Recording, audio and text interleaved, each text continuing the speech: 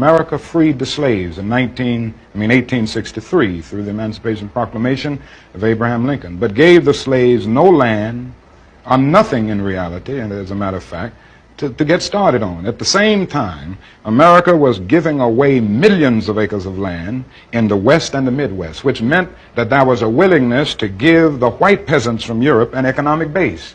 And yet it refused to give its black peasants from Africa, who came here involuntarily in chains and had worked free for 244 years, any kind of economic base. And so emancipation for the Negro was really freedom to hunger. It was freedom to the winds and rains of heaven. It was freedom without food to eat or land to cultivate, and therefore it was freedom and famine at the same time.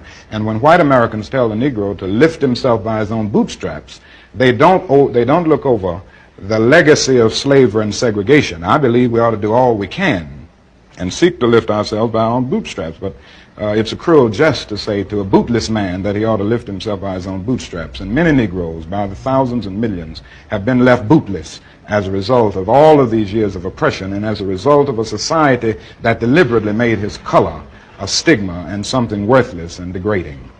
When you stood on the Lincoln Memorial that day in August, '63, and you said, "I had a dream." But I must confess that that dream that I had that day has at many points turned into a nightmare.